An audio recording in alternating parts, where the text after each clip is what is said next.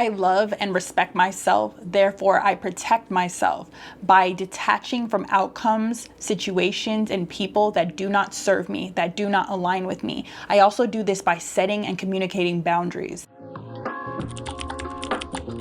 Hello, love bugs. Hello. Hi. I'm a little bit closer, I think, than I normally am when I'm recording, because I feel like this is something important. Detaching is something that's very important.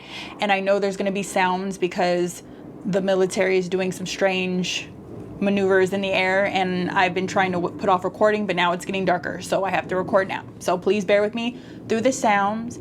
I got closer to the camera. My mic is here. My mic is here. So let's talk detachment.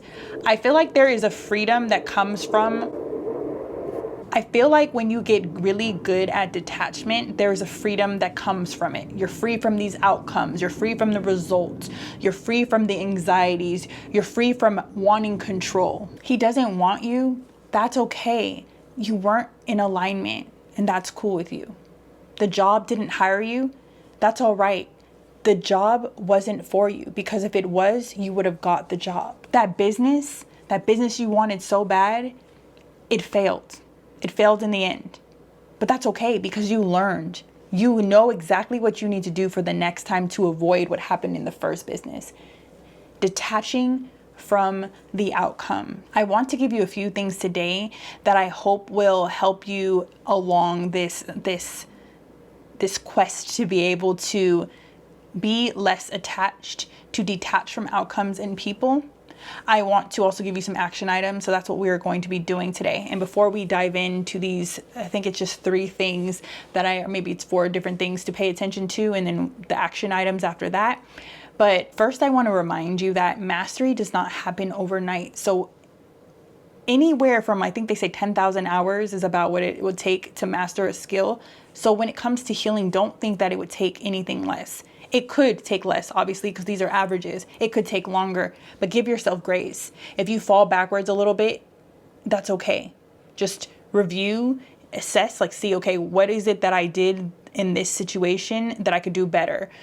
Journal about it. Seek counseling or therapy if needed, but don't beat yourself up. Celebrate the small wins, no matter how small they are. I've been working on this, the detachment and communicating boundaries and setting boundaries and growing my confidence and my self-worth for many years. And I'm saying that don't think it's going to happen quickly.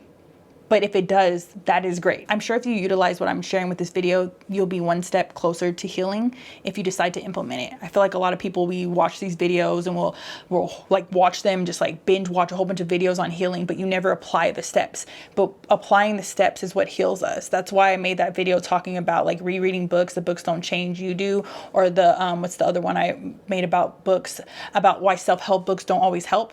Because if we're not actually actively doing something towards the healing, to be better, to do that action that the book or that the video is talking about, then there's no point in watching. You can sit here all day and just binge watch videos on detachment, but if you don't put in the effort and the work to be able to detach, to release control, to start setting boundaries, to start healing your self-worth and seeing yourself as valuable, and that you want to validate your own self and not look for that validation outside of yourself, then you will be in the same exact position tomorrow, next year, the year after that, and 50 years from now. So that's all I wanted to say with that. And the first thing I want you to think about is, where are you putting your mental energy? A lot of us, we watch these videos, they talk about the person who is actively texting the guy that they went on a date with last week, who hasn't texted them back. They haven't replied to them, but they keep texting him hey Joe, hey whoever, answer my message because I think that you stopped talking to me. I think you ghosted me. That's what you're thinking, and that's what you're saying by texting this person. We talk about these individuals, but we don't talk about the individuals who don't do that. Because for me, as an example, I don't typically do that. In the past, maybe when I was younger, I don't typically do that. How I knew I had an anxious attachment style, before they really talked about what it was that I would get anxiety. I would think about why this person isn't texting me. Why isn't he texting me? I don't understand. Am I not worthy? Am I not pretty enough? Or am I not her? That's how I would think. I would literally, my self-worth was so low that I was thinking he's not looking for me. He doesn't want to talk to me, which is, he probably doesn't want to talk to me, but I would think these things on a loop. And I'm like, why isn't he replying? And so when you're someone who's constantly putting your energy towards something or someone, like where you're like, what is he doing? Why isn't he texting me? When he's texting, when you see him texting, you're like, why is he texting this person? You're all over the place thinking about him. You're supposed to be working on your dream business, but you're like, where is Sam? You know, like when you're putting that energy towards them, that is a problem. Like you really want to take that energy off of them and put it into yourself. One thing I've learned in my years of following amazing men, like men who are securely attached, men who are very respectful, men who either they're married, have kids, or just they're the type of man that I would want to be around, like just to be able to get that masculine fatherly love from these individuals. One thing I learned is that quote, you know, if he wanted to, he would, is so literal. Like men even say it. So they're like, yes, if he wants to, he literally will, baby girl. Like he will text you, he will call you, he will communicate with you if he wants to. If he doesn't want to, he's not going to. And so for me, I had to learn this. And so if you notice that you're putting your energy into this man, and this is an example I'm using starting off because I feel like most people who watch detachment videos, they're usually talking about detaching from a person. It's not always the outcomes. And we are going to talk about outcomes too, but using this one as the first example.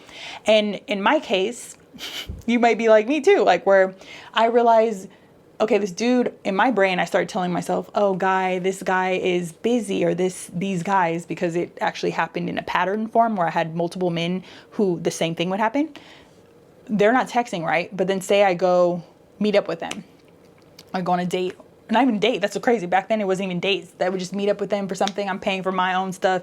They're paying for their own stuff, which is funny now. Like, I wouldn't do that now. But back then, I was younger, didn't know my worth. And they'll be texting, like, at the table. And I'm just like, oh, that's interesting. Like, he never responded back to my text, like, for days. So I thought he just was busy. No. If he wanted to, Alana, he would have texted you because he's texting or researching or playing whatever game because he wants to. And so I learned that, and seeing that, I was like, wow, okay, if he wanted to, he would. And I know that's what we say, but I want you to like ingrain that in your head. The men who want to, they will. I have went on dates or even just spending time with business owners or people who are just very good men who will open your car doors, open your any door, who are paying for your food, who are just want to be in feminine energy, just want to feel a vibe, just like really be around that nurturing, nice, even dark feminine energy, just want to be around you, just want to feel the peace and the good conversation and the non-judgment and all the vibes that women bring, that fierce feistiness, like that brave, that wild woman type deal, you know, like they want to be around that. They just want to be in your presence. And those people have really healed me, because then I realized like this person didn't want my body. They just wanted my aura. They wanted my energy. They wanted who I was. They wanted to just experience me as a woman. And that was, at the time, was what I needed. I needed that validation. I needed to see and experience that secure type of individual who just wants to give to me, not for any weird motive, wants to give to me. And I want you to understand that there are people out there that are like that. There's so many men out there that are like that. And until you start believing and exposing yourself to people like that, you won't really know what they look like. And I'm grateful that I have experienced this, especially in just recent months, just even talking to people, just like, I don't know, being at a cafe or something and people offering to buy you a what's it called? A tea or a coffee or whatever. That's dope. Like, and it also, for me, was like, oh, wow, it shows that my growth, my healing, that I'm in the right direction. So just be aware of that, where you're putting your energy when it comes to it, comes to attaching to things. This could also be with outcomes, looking at, like, say with business, say you have your baby and you're so caught up, you're so focused on how everything is going and why and all these things, instead of falling in love with the journey, falling in love with the process. You're too busy trying to control it, but you need to allow things to flow to you, because what is for you is for you. It's the same thing as if he wanted to, he would. It's the same thing as if it's supposed to be, if it's meant to be, it's going to happen regardless. You're putting in the effort and the work and the mental work towards it, it's going to happen for you. But if you keep trying to control it, it's going to flee. Like literally, I think I said this in a video, or maybe I was writing, because I write like every day, but I think I was writing probably. And I was like, what happens when you run, like if you chase something, it usually runs away. It usually doesn't sit there like, oh, deer in headlights. No, it runs because it's like, why are you chasing me? It's just like fight or flight. It's just a normal reaction, right? So stop chasing things. Stop spending so much time thinking about this individual and thinking about the outcomes. Let it go. The next question I have for you is, who or where are you seeking validation from? And this is, for instance, this can be from social media. This could be you wanting to have like the likes, or you posting a very provocative type of selfie or whatever, and you're looking for the likes, you're looking for the reaction. That's a form of external validation where you're looking for it from someone else. It depends on why you're doing it. I get it. Some people like to post their body online, but look at the motive. Are you doing it because you want to be validated? And it's very normal in this society now to want the likes, to want the following, to want the subscribers. But notice that and ask yourself why. Like, why do you need that validation? Because you should really be looking at it in yourself. Like, you should be validating your own self. You should want to, and I don't like saying should, but like really, you should want to do that for yourself and not look for that outside of you. This could also be from a job, a title. You might look for validation because, oh, I have these accolades, I have this title, I put in the work, I've been in there, I've been in that position before myself too. In that scenario, it's just going to create a bigger ego. Like, you're just going to have a large inflated ego for no reason. For no reason. It could be men that could look like you wanting to dress a certain way to be able to capture this particular male's gaze. It could be that you change yourself because of how he perceives you or how he wants to view you. Now, I'm actually someone who thinks, like, if you're in a relationship, you're married and things like that, if he has certain things that he likes and he voices those things, not saying like, I want you to wear this, or I want you to have red hair and it cut in a bob, but like, some people have a preference and some people like to honor that. Just like how there's some women who like their man to either have a beard or to be cleanly shaven. So some men do have a preference, and I wouldn't mind if somebody voiced that to me, like, oh, hey, I like it if you keep your locks longer, or I like when your locks are in a bob because I have locks underneath my braids, like, things like that, or I like when you switch it up. It keeps it spicy, or whatever. I don't mind if somebody voices that to me, but I'm talking about when you're doing it to feel validated by them. Like, I do my hair the way I want to do it for my gaze. I don't do it for the male gaze. Like, I dress how I dress as of right now and in recent years for me, not for a man. In the past, I did it for the male gaze. Now I do it for Alana's gaze. And so you got to do it for yourself and find validation from within, not from outside sources. I think women have forgotten that we do the choosing. We do the choosing. Like, a man might pursue you, and that's what my goal is, to have a man pursuing me, or at least give him the hint that I want him to pursue me. So then he goes after me, because if he wants to, he will. He does, right? But we do the choosing. It's funny, we go into interviews, right? And they're interviewing us for the job. But then we don't even stop to think, like, do I even want this job? Do I even choose this job? Did I just go to this job out of desperation because I needed a check? But do I even like these people, this environment? Am I even gonna thrive here? We don't even think to interview them back, to choose them, because like, we should be choosing the job. And I honestly feel like if you approach interviews like that, like where you're like, I'm interviewing you, not saying it out loud, but just like, I'm getting to know them too, I think it doesn't come off as desperate, or like, you need this job. Like, I need this coin right now. Please give me this job. Please give me these coins. It comes off less desperate. It comes off more confident. And they're like, oh, I think I want her in my company. I think I like this individual. But remind yourself that you do the choosing. Be yourself. Dress how you want. Show up on the internet the way you want to show up on the internet. Don't do it because of other people. And I'm doing this more and more every video, I keep doing more and more of this, like being me. I mean, I've been me from the beginning, but just showing more of my personality in the videos versus just being more toned down. So do you boo? Because the right men, they're going to love it.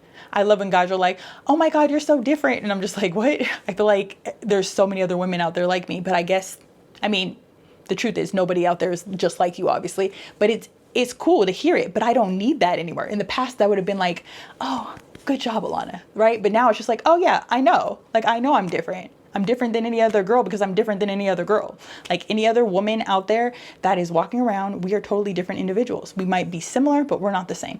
But I don't need that man to tell me that. I like it. I love it because I do. I like words of affirmation. I like when men compliment you or, you know, pump you up. I love that. But now it's not, I'm not seeking it. Because I give that to myself. I speak those good words, those great, positive, loving, nourishing words to myself. The next thing is you want to realize that you can only control your actions, your words. You can't control anything else. Like you can't control people. And that's part of detachment. I think that's another thing is like a lot of us with anxious attachment, we want to control the outcomes. We want to be like the captain of the ship. We want to be the main character, the director of their movie. You need to be the director, the main character, the lead in your movie. You need to be worried about you, not him. Like you need to be worried about you. I feel like women, a lot of us have this need to want to control things, but you can't control everything. So let it go. Let it go. Detach. The last section here is how we move into detachment. Some of the things that I have some of the things that I have been doing over the last year and really like in the last 1 year, getting good at. So I'm going to read you some things. I took notes on this.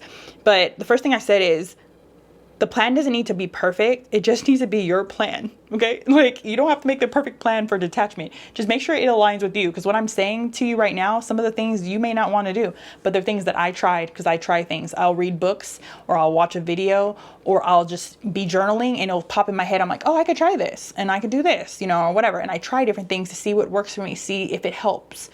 So one of the first things I said is get busy creating your dream life. Be your own dream girl.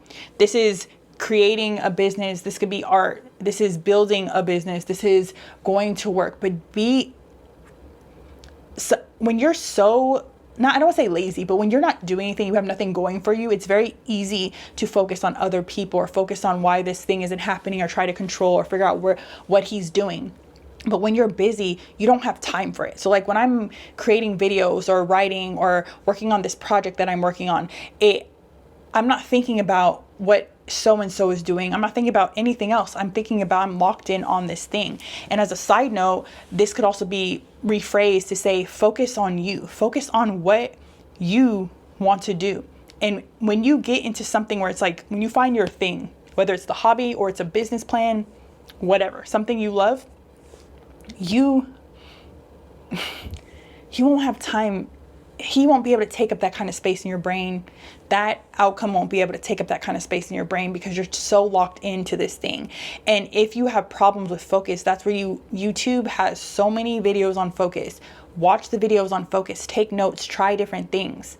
I think I even have a video on focus, or maybe that's a video that's coming up, but I might have one on focus, and if I do, I'll link it below. But if not, it's coming because I have so many ideas. Like I just woke up on, I think it was December, and I was like, I have so many ideas and I'm going to keep creating videos. And I have so many ideas I'm never going to run out on YouTube. That's a side note, but like think like that. Like you have enough in your brain to create. I wrote, when you are so in love with your life, you won't have space to worry about things or people who are not reciprocating. Okay? Practice self-control. So this is in many ways, but the way I think of easily, especially if you're someone who it's more about detaching from like your phone or detaching from people, get off of your phone. So that's what the idea was, and this is what I did. So what I normally do, I've been slacking on this the last 2 weeks. I only did it 2 of the last 14 days. Normally I take my phone, I put it in the back room and I put it in a drawer. Or you can go put it in your bathroom. Put it somewhere where it's not easily accessible, where you have to kind of walk a distance. Not saying it has to be super far, because like when I lived in my loft, I had not a lot of space, but like I could put it upstairs, or like in your case, if you live in a studio, just put it across the room or put it, on the side of the refrigerator or something. But put it somewhere it's not easily accessible, or turn it off. You could also do things like deleting apps or turning off notifications. Like figure out how to tweak your phone to the best of your ability so that you're not focused on it.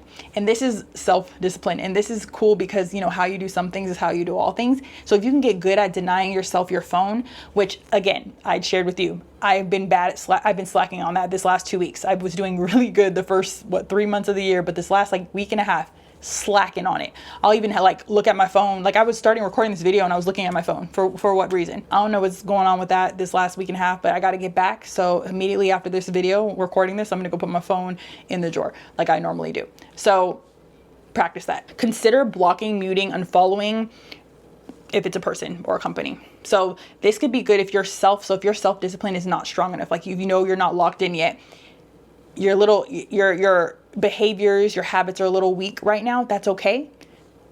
Just do what I said. Do what I mentioned. I don't want to say do what I say, but like think about it, consider it. Blocking, muting, unfollowing, so that you're not seeing this person, especially on your phone, like text messages. If you need to block, unfollow, do that. Another thing like I did, and I know this is weird, but I took my text message app on my iPhone. It's not on the main screen. So like when I go on my phone, it's not on the screen. It's off the screen. I forgot what it's called, but I did that. So I don't even look at my text messages, and I have certain things that are muted. So like I don't even see them. They don't pop up on my notifications. And I usually don't check my phone, my text messages, unless a notification comes up after work, because I have a work focus on too. So there's a lot of things that you could do. There's even that app called Opal, I believe it's called. And you could check that out to see if that will help you with focus and making sure you're not using certain apps longer than you need to. Oh, there's one thing I wanted to mention. I missed a note from practicing self-control and considering blocking and all these different things. If you're in result, like say it's not about a person or an individual, say it's about a project, say it's about like a 5K. If it's a project, fall in love with the journey. So like your outcome may be, okay, I want this publisher, I want this individual to buy this book, I have this many subscribers, I want this, all these things. But instead of saying that, understand that if it doesn't happen, it's okay, because the journey is what mattered. Not saying that you shouldn't go after those goals. I'm not trying to say that, but I'm saying it's where you're not so stuck on that outcome happening at this exact time that you're okay if it doesn't happen, because who you became in the process to get to that goal is so much more important than just reaching the goal. Not saying the goal isn't, because like being number one or reaching your goals is fire, but I'm saying that process it's worth it. Say example, you like for me, I want to run a 5K. I've had hip issues for like the last year and some change, been working really hard on it. Now I'm able to like power walk at a very fast pace. So pretty soon I'll be able to jog again, I'm sure. And I want to be able to run a 5K. And so understanding that I want to run a 5K. I may not become in first place. I may not even beat my time. That is the goal. But I'm not going to be stuck. I'm separating myself from the outcome. Like I'm not going to expect it to be this way. I know that I will finish. I know that I will get there, but I'm not worried about how I'm going to get there. If that makes sense. The next thing you can do is you could journal, you could visualize, you could role play. So with journaling, some of the things I mentioned that I've journaled about myself that I could find in my journaling was, what am I seeking from this person or thing? So like when it comes to validation, what am I seeking from them? Why am I seeking validation from this person, from this place, from this social media platform, from these people that I don't know on social media, whatever? And I wrote those things down. Then the next question I said is, how can I start validating myself? So then I started practicing how I could validate myself. And that's via how I speak to myself, self-talk. That was how I dress. I started dressing for my gaze, not other people's. Started doing my hair the way I wanted. Started taking care of my skin, whatever it is. Whatever that thing is for you, you start doing those things and journaling about it, and you'll figure it out. Because when you start journaling, you start getting all these ideas. Your brain is churning. It's looking for things, and it'll start to present itself to you over time. Another thing I wrote is, if you're an anxiously attached person or avoidant attached person, you could write about what caused, or do you remember the moment or the person or the event that kind of pushed you into this attachment style? For me, I know my anxious attachment style originally came from a father wound. My father left when I was like 5 or 6, and totally forgive him. Like I'm not mad at him or anything like that. I've done a lot of work with that. But in the process, that is how it's like I'm reliving this wound when I got into relationship, and I had to learn how to heal it, which I'm still healing right now.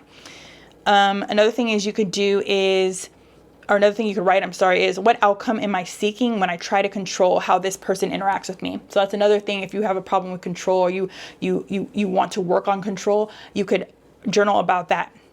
What outcome am I seeking when I'm trying to control somebody else or an outcome?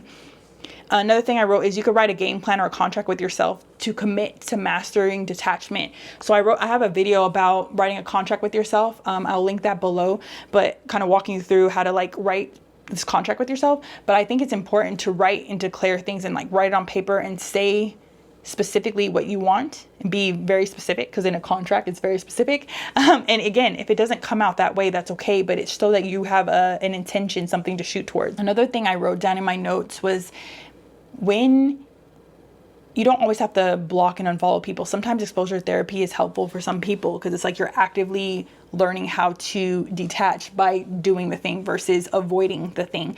So say you don't block the guy, and then the guy reaches out to you, and instead of responding right away like he expects you to, because he never responds right away to you, so say you just look at that message and then you go back to doing what you were doing. Like, because back in the day, like, people weren't expected to respond back to your text messages right away because there was no phones. They literally had a wire, well, a long time ago, they had to walk to your house or take a bus, not even a bus, I'm sorry. They would have to ride their horse and get there, or walk to you. Then, you know, later on in time, then it was like, you know, trains, buses, things like that. Then, you know, airplanes happened too. Then, you know, of course, mail happened actually earlier at that time, where they can mail, wire. Then there was phone calls. You know, like, people couldn't just text message you. Like, they didn't know where you were. Like, you had to do things. You had to show people by actions and gestures that you wanted them. But they also were okay with going periods of time without being with this individual, without having the validation that this person was still thinking about them. And maybe because our generation is so popcorn driven so fast, maybe that is why there's more anxiously attached people. I'm curious to know if, even though they didn't exist, the term anxiously attached back then, I'm curious to know if there were a lot of anxiously attached people in those times. Because when I think about when I read books, I'm trying to think, do I see a lot of people in older books that are anxiously attached? I have to think on that. I have to write that in my reading journal so I could ponder on that. But I'm just curious. I wonder if that's like a thing, if it just became more prevalent, you know, in these times because of how everything is, like how society is. But I am 34 years old, and I know, like, I used to want to have twins. I had this whole game plan. I didn't have like the wedding visualization or that. I just knew, like, I wanted to marry a man who loved me for me, who chose me. And that choosing me was very important because of my anxious attachment, my father wound. Like, I didn't feel like my father chose me. Well, he didn't choose me, but I'm saying, like, I didn't feel like it, and he didn't choose me. And because of that, I had been searching for men who would choose me. And when I was able to heal from that whole wanting to be chosen, and there's moments when I have, like, where I have to remind myself, like, you don't have to be chosen. You do the choosing, Alana. Like, this individual, if they want to, they will. If they choose me, great. But I'm saying I'm the one who has to choose him in the end. Like, he could want me, but it doesn't mean that I'm going to get with him, right? I have to choose to be with him. But I'm saying that for me, understanding that now, understanding that there are men out there. There is men out there that are securely attached, that do the work, that understand. Like, there's so many men who make excuses. Like, I'm serious, guys. Like, if they want to, there is YouTube. People don't have to go to the library and go to encyclopedias and do manual research anymore. You could literally ask your phone how to learn how to detach. You could ask your phone how to set up a game plan to be able, or like journal prompts to do whatever. There's no excuse. So I'm telling you, like, if the man is not pursuing you, if he doesn't want to spend time with you, if he's not trying to get better for himself, then you probably need to move on. Like, I'm not saying it to be an a-hole, like to be a jerk. I'm just saying that's the beauty of when you're dating in the beginning. Like, you won't be attached to them. You can move on to the next, because this one isn't offering or doing the things that you want. Because, like me, I didn't plan to be single when I was 34. I thought, if anything, I would be one of the people who would be able to be in love when I was in my early 20s. But the problem was father wounds, anxious attached. And then I also, on top of that, didn't like, what's that word? I can't think right now. Touching, you know, like, I can't think of the word. This is so crazy. I just, like, my mind went blank. But, you know, when you are someone who affection, like hugging, I wasn't really into that. And I know a lot of guys like physical touch. That's actually a lot of guys' love languages. I mean, I thought by this time I would have found the guy Because the guy I dreamed up is not like some 7'4" guy who he makes 6 figures and has white teeth. Like, you know, that's never been my goal. My goal wasn't about physical attraction. Like, oh no, I mean, I want a physically attractive guy, but I didn't write that in the, like, I want him to look good to me, but he doesn't have to be a certain height, a certain status. It's about the heart. It's about the person, a guy who's securely attached, a guy who, if he's not, he's working towards it, a guy who has a dream and a mission. I'm not going to list my whole life story because it's like literally 6 things that I focus on when it comes to men. But those guys exist, and I won't settle for anything less. I won't. And I hope that you won't either. I hope that we can master together, learn, and decide to detach from things so that we can be and accept what is for us. And I pray that you and I, all of us, that we continue on this path to learn how to detach from things and to set boundaries and to love on ourselves. Those are the 3 things that I worked on heavily over this last 3 months and then last year, is getting really good at these things, because I know that they're the things that I needed to work on the most. And I pray you who is watching this, that you decide to master these things so that you can heal, so that you can grow. Thank you so much for watching this video. If you would like to continue on with another video, I will have some videos here. I'll see you in the next one. With all my love, Lana.